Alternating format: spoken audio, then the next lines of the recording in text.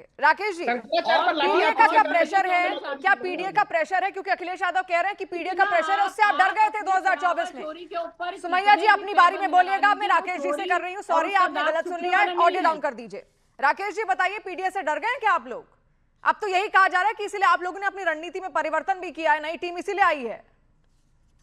लेकिन शिवानी जी, नई टीम का आना तो स्वाभाविक होता है। पार्टी का संगठन कोई परिवार के आधार पर विरासत से तय नहीं हो गया है ना कि अखिलेश यादव ही आजीवन पार्टी के राष्ट्रीय अध्यक्ष बने रहेंगे। क्यों? क्योंकि उन्होंने मुलायम सिंह यादव से कब्जा करके वो राष्ट्रीय अध्यक्ष बने हैं। अब जब तक अखिलेश यादव जी का बेटा बड़ा होकर के उनसे कब्जा न कर ले, तब तक तो पार्टी के राष्ट्रीय अध्यक्ष अखिलेश यादव ही बने रहेंगे। भारतीय जनता पार्टी में परिवर्तन होता रहता है, और जब भी परिवर्तन होगा तो नई टीम का बनना होगा। ऑपोजिशन ये कह रहा है, आपने बड़ा ध्यान दिया है उसमें, अल्पसंख्यकों पर भी ध्यान दिया है, महिलाओं पर भी ध्यान दिया है, दलित चेहरों को भी आपने आगे रखा है, मतलब साधने की कोशिश है हर समाज की, ये कह रहा है अब ऑपोजिशन, इसलिए आपने नई टीम लाई। नहीं, प्रधानमंत्री जी की हमारे कहते हैं ना, सबका साथ, सबका विकास, सबका विश्वास और सबका प्रयास। हम केवल कहते नहीं है, करके दिखाते हैं। और इसीलिए आपको सरकार में भी दिखेगा, योजनाओं में भी दिखेगा, संगठन में भी दिखेगा, प्रतिनिधित्व में भी दिखेगा। हमारी हर योजना, हर कार्यक्रम में आपको ये मूल मंत्र तंत्र में लागू होते हुए दिखाई पड़ेगा। हम कोई परिवारवादी दल नहीं है, हम कोई जातिवादी दल नहीं है, हम कोई विरासत के आधार पर केवल मजहबी जातीय गठजोड़ जोड़ने वाले नहीं है। हम इसलिए सबको साथ लेकर के चलते हैं। भारतीय जनता पार्टी मुद्दों पर बात करना चाहती है, ये मुद्दे पर बात करें। इनकी चिंता अभी भी अतीक अहमद के बेटे की एक्सीडेंट में मृत्यु हो गई, अब तक सुमैया राणा उसको लेकर के छाती पीट रही है, मातम मना रही है कि कैसे अतीक अहमद के बेटे की रोड एक्सीडेंट में मृत्यु हो गई। इनको रोड एक्सीडेंट इसीलिए ध्यान में आ रहा है, ये ध्यान में नहीं आ रहा कि उत्तर प्रदेश में सड़कों का कैसे जाल बना है। पूरे देश भर के आज एक्सप्रेस वे का 55% हिस्सा देश भर का एक्सप्रेस वे का, अब सुमैया राणा ध्यान दे रही थी, अभी ध्यान दे रही थी आप। सुमैया जी ले लूं रिएक्शन, ले लूं, फिर आऊंगी आपके पास। आपको बहस करने का तरीका नहीं आती, आपने बीच में कोई बोलता है तो बहुत पीड़ा होती है। अभी आपके बीच में बोल रहे थे तो पीड़ा हो रही थी आपको। आप तय कर दीजिए तो आपको नहीं बोलने देंगे। सुमैया जी, राकेश जी, ऐसे नहीं हो पाएगा ना, मैं खुद नहीं समझ पाऊंगी फिर आप लोग क्या बोल रहे हैं। एक एक करके please, I am requesting you, Sumaiya ji को ऑडियो डाउन कर दीजिए। क्योंकि घरों के भीतर तो बोलने को नहीं मिलता है। हम जानते हैं कि घरों के भीतर बोलने को अब तक नहीं मिलता रहा है। नरेंद्र मोदी जी ने आज वो ताकत दी है। प्लीज एक एक करके, एक मिनट, दोनों चुप हो जाइए प्लीज, दोनों चुप हो जाइए, मैं नहीं करूंगी ऐसे continue, I am so sorry. Vaibhav ji, दोनों का ऑडियो डाउन कर दीजिए, दोनों का ऑडियो डाउन कर दीजिए। वैभव जी बताइए फिर क्या दिक्कत है, मुझे बताइए। पहले तो आप लोग इन लोगों के साथ आ रहे हैं, समाजवादी पार्टी का क्या चल रहा है अभी? कांग्रेस के साथ आ रहा है, गठबंधन हो रहा है, नहीं हो रहा, फिर भी आप लोग हरा तो पाते नहीं है, तो आने का मतलब क्या होता है साथ? शिवानी, बेसिकली 2024 का परिणाम है, एक वही मात्र परिणाम है जिससे उम्मीद आप लोगों को भी है। और उसी से भाजपा डरी भी है, ये भी बात तो है। मैं अपनी बात कहना चाह रहा हूं, आप कहीं और ले जा रही हैं। नहीं, मैं आप ही की तरफ ले जा रही हूं। अरे शिवानी, बेसिकली मैं बात करना चाह रहा हूँ जनता में वो जो जनमानस का संदेश है, विकास के नाम पर जो खजाने लूटते रहे, जो जनता के सवालों से हमेशा ही रूठते रहे, सड़कें टूटी, पुल गिरे, फिर भी जश्न जारी है। भ्रष्टाचार की नींव पर ये कैसी योगी की विकास की सवारी? सवाल ये है कि पहला अप्रतिम विकास का उदाहरण योगी आदित्यनाथ ने पेश किया कि फर्राटे लगाकर टूटी सड़कें सुखाई जा रही मंदिर में। अब जनता ये पूछ रही है कि जब राम का धन चोरी कर रहे हैं ये, तो किसान का धन क्यों नहीं चोरी करेंगे? छात्रों का हक क्यों नहीं लूटेंगे? महिलाओं का हक क्यों नहीं लूटेंगे? सवाल बड़े हैं। एक तरफ जहां चरम पर महंगाई है, बेरोजगारी है, लेकिन नई बोतल, नया लेबल, ये सब बातें करते हैं राकेश जी। सवाल का जवाब देना चाहिए कि एमएसपी का कानून अब तक 5 सालों में क्यों नहीं बनाया? जवाब ये देना चाहिए कि जो किसानों की आय दोगुनी करने की बात कर रहे थे, वो किसानों की लागत तो 4 गुनी कैसे बढ़ा गए? जो 300 रुपए का वो था डीएपी की बोरी, उसको 45 केजी कर दिया, और रेट आज सरकारी रेट है 1350 रुपए, और मार्केट में मिल रहा है 2200-2500 रुपया। वैभव जी, ये तो आपने सवाल उठाया, लेकिन ये आपके मुद्दे अगर आप समाजवादी पार्टी के साथ रहेंगे तो आपको नहीं लगता ढक जा रहे हैं? क्योंकि वहां तो जातियों की बात होती है, ये तो मुद्दे वहां उठाए नहीं जाते, तो गलत चॉइस तो नहीं हो गई? नहीं, आपको लगता है ये भले, लेकिन सवाल ये है कि और जितने अच्छे से आपने कविता लिखी ना, मैं कह रही हूँ, अगर इतने ही अच्छे से आपने रणनीति तैयार की होती तो 2022 में भी रिजल्ट दिख जाता। हराई है ना बीजेपी को। कल तो रविशंकर प्रसाद को अगर आपने सुना होगा, उन्होंने खुद कहा था हराइए हमको, आप हरा ही नहीं पा रहे हैं, इतना लड़ के साथ भी नहीं हरा पा रहे हैं। हाँ हाँ शिवानी, बेसिकली ये जो अहंकार है ये इनके हार का कारण बनेगा, और हमने रणनीति बनाई आपकी है। जीत के कारण इस क्या बार होंगे सर, मैं वो जरूर जानना हराएंगे। चाहती हूँ। अरे जनता इस बार हराने को तैयार है। आ हम रही हूँ भाई ये राकेश नहीं जी। कहते कि हम ही जीत रहे हैं, हम ही जीत रहे हैं। जनता के साथ हम हैं और जनता हमको इस बार जिताएगी और इनके अहंकार को तोड़ेगी। सवाल बड़ा ये है कि एक तरफ छात्र और दूसरी तरफ सनातनी हिंदू, सीट यही बंटवारे दो पे बात इनके बन पाई मूल आप लोगों वोटर। की? राजभर कह रहे हैं अरे कि 200-200 ले लीजिए, बांट बात लीजिए पूरी आपस नहीं में। हुई।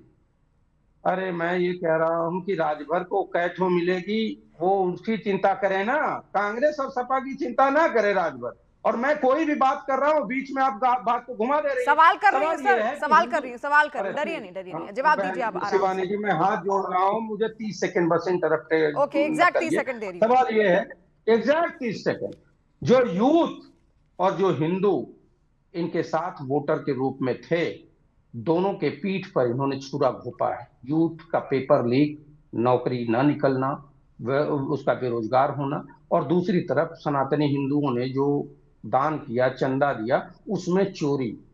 और उसमें कौन लोग थे? मंदिर में सिर्फ आरएसएस, विश्व हिंदू परिषद, बजरंग दल और भाजपा के लोग थे। कोई किसी अन्य दल का आदमी नहीं था, किसी और विचार का आदमी नहीं था।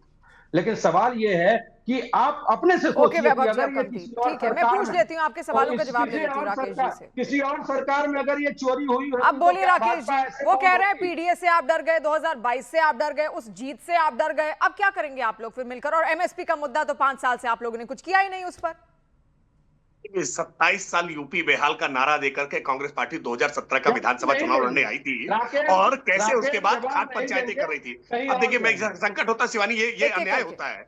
मैं सबकी बारी में नहीं, मैं चुपचाप अन्याय होकर के नहीं सुनता करता। हूँ, और मेरी बारी के बीच में दूसरे लोग इंटरप्ट करना शुरू करते हैं, वैभव फिर जी आप दोनों मैंने थोड़ी देर कभी शांत हो जवाब जाइए, तो दे फिर आऊंगी दीजिए, तरीका ठीक आपके नहीं पास। होता है जवाब ना। नहीं दे रहे हैं। वैभव जी एक एक करके बोलिए, बोलिए राकेश जी। नहीं, अगर कोई बीच में बोलेगा तो मैं शांत हो जाऊंगा। कोई मुझे नहीं लगता है कि बोलेगा, इस आप तरह से बोलिए। चिकन मैं चिल्ली में नहीं बोलूंगी, होगा। कोई नहीं बोलेगा, उसके अलावा बोलिए आप। देखिए देखिए 27 साल यूपी बेहाल का नारा देकर के समाजवादी पार्टी के साथ का ये आलोचना कर रहे थे, और आखिरकार खाद पंचायतें करते करते कांग्रेस पार्टी खाद बिछा के लेट गई और फिर समाजवादी पार्टी के साथ गठबंधन कर लिया।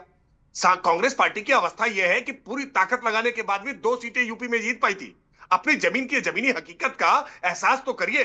वीरेंद्र चौधरी आपके एक विधायक हुए और आनंदा तिवारी मोना, ये सच्चाई को कैसे आप नकार देते हैं कि कांग्रेस पार्टी के पास जो हाथ के पंजे की 5 उंगलियां है ना, 5 सीटें जीतने की क्षमता नहीं है, और उसके बाद बातें इतनी बड़ी बड़ी करेंगे।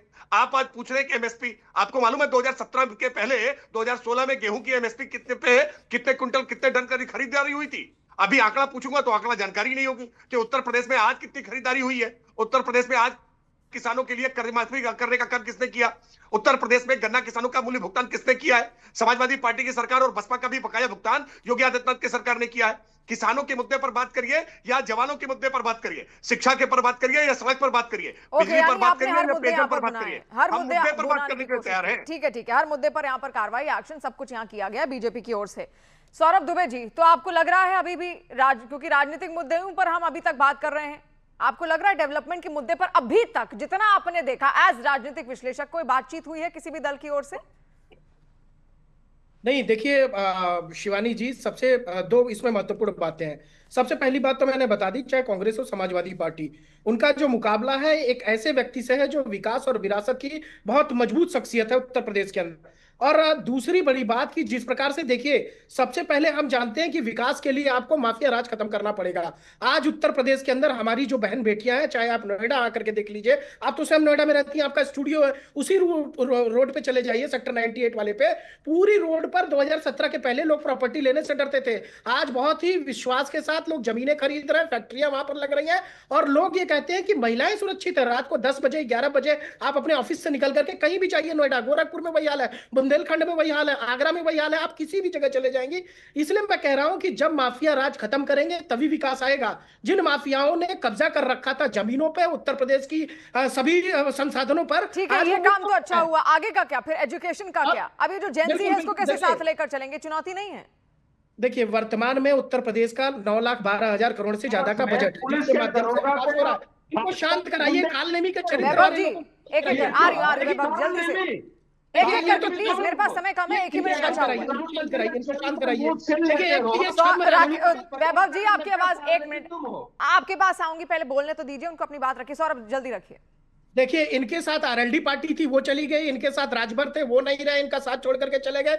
इनके साथ जो है निषाद पार्टी थी, वो भी आखिर क्यों छोड़ करके गए? अखिलेश यादव की विफलता के कारण, वो राजनीतिक ठीक है, अखिलेश यादव की विफलता के कारण। डन लेकिन ये जो सुमैया जी एक आखिरी रिएक्शन मैं आपका यहाँ पर लेना चाहूंगी। जहाँ शादाब चौहान ये कह रहे हैं कि जब मुसलमानों पर बुलडोजर चलाया जाता है तो चुप रह जाते हैं कहीं ना कहीं अखिलेश यादव, लेकिन जब यादवों की बारी आती तो एकदम से वो टूट पड़ते हैं, एकदम से चढ़ जाते हैं कि ऐसा कैसे कर दिया। तो ये क्या भेदभाव किया जाता है? शादाब चौहान कह रहे हैं। बारे में क्या बोले? देखिए, जो बी टीम के बारे में कुछ नहीं बोलना है, जो ए बोलेगा वही बी बोलेगा, तो उनकी बातों को कंसिडर करने की जरूरत नहीं है। जहां पर जिस भी वर्ग की लड़ाई की होती है, समाजवादी पार्टी पूरी तत्परता से उस लड़ाई को लड़ती है, लड़ती आ रही है और लड़ती रहेगी। लेकिन ये जो जाति धर्म और इसकी बात करने वाले कुछ लोग किसी और रंग की दुकान चला रहे हैं, और ये एक नई दुकान खुल गई है आप भी तो करते हैं जाति धर्म की बात, आपने आते ही बता दिया कैटेगराइजेशन में अल्पसंख्यक हूं, उसमें मैं अपर कैटेगरी में आती हूं। और बी टीम करती रहे, ये दुकानदारी आप लोग नहीं करते जाति की बात, आप लोग नहीं करते जाति की बात। सुनिए, जाति जनगणना की बात करते हैं, उनको हक जातियों दिलाने की बात करते हैं भाई, लेकिन जातियों के नाम पे आपके पीडीए में तो अल्पसंख्यक आ रहे हैं, फिर पीड़ित अपर कास्ट आ रही है, लोअर कास्ट आ रही है, सबको तो लेकर रखा है आप लोगों ने। तो उनको उनका हक दिलाने की बात करेंगे। यही है एक दूसरे को देख तो ले, पहले खुद क्या कर रहे हैं, दूसरे पर आरोप लगाने से पहले खुद के गिरेबान पर झांकना बहुत ज्यादा जरूरी होता है। सुमैया जी बहुत बहुत शुक्रिया हमारे साथ जुड़ने के लिए आप सभी का। सुमैया जी, सौरभ जी, वैभव जी, राकेश जी और जो दर्शक भी हमारे साथ जुड़े उन सबका भी बहुत बहुत शुक्रिया।